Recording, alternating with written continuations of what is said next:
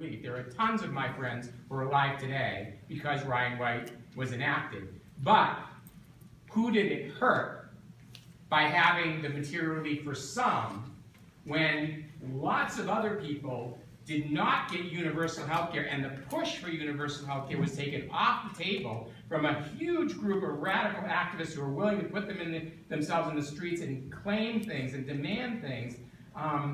And I see this in many other movements. I fear it for gay liberation. That gay liberation is over now because we've been added.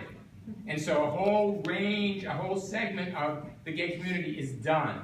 Or at least even if not done now, if we get to the point where we have a equal opportunity measure passed on a national level, that at that point they'll be done. That equal is the end of liberation. And I think so I question whether incremental reforms, when you evaluate it from that point of view of symbolic versus material relief for who, and how much material relief, and who is hurt by the lack of the push for the larger question that gets lost when some small group gets material relief.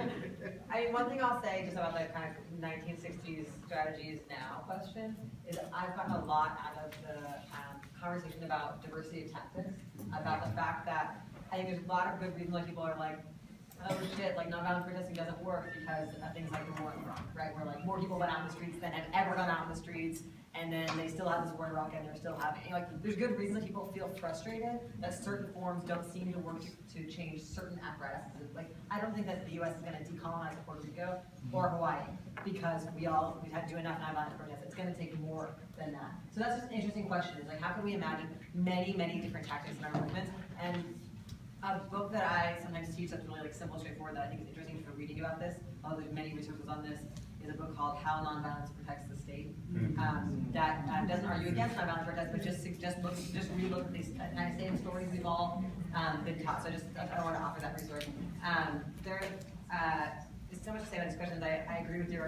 It's not about an uncritical view of material relief, which is part of why I'm interested in looking at like who's left out and those questions. I think we can look at that in all of our movements, and I love your analysis of it. I think in terms of how we do this stuff in our grassroots spaces, to me that's where I think the knowledge that we're bringing here is coming from those spaces, not rather than the reverse.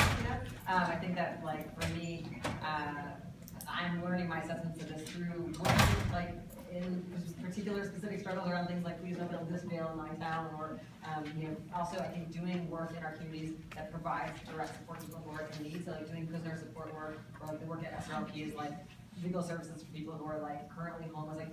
People come to movements because they need something to survive, and so our movements need to be ready to provide things people need to survive, and meet people at the desperation of where they are at, and have that be the place where we share collaboration and politicization and build mutual leadership. And so I think something that everybody inside universities can do is build prisoner support networks and prisoner letter rights projects that connect people outside to inside to help bring the voices and struggles of one side to the outside. There's so many very direct things we can do to stop the kind of very false ways that we're divided right now that undermine our potential to build any power, especially with those who people who are experts on prisons are prisoners, right? People who are experts on welfare, people on welfare, not people who work at welfare. So we need those those expertise and those knowledges lifted up, and I think that's what our movements do best. And that's where the best knowledge about our movements comes from. And that's, so for me, all I'm sharing here is just stuff that I learned from that. And I think that's kind of what we should all be doing, is just lifting that knowledge up and using that to structure our movements. This is a great representation of diversity, but when I look through, there's still something missing. You don't see men of color. You don't see men, you don't see, and I being of a double consciousness of being a man of color and also being an LGBT person, I sit back and I wonder, why, one, why are we not here? Two, how can we take a moment like this and take this outside of these four walls and get these type of movements into our communities? For example, Ferguson.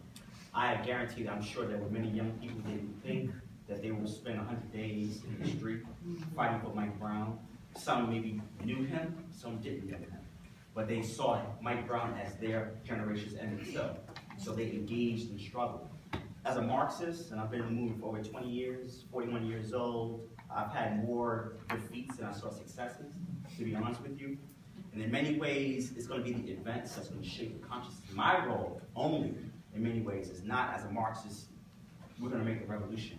In fact, we prepare for revolution, and it's the people either in this room or outside this room that will do that. That's a long process.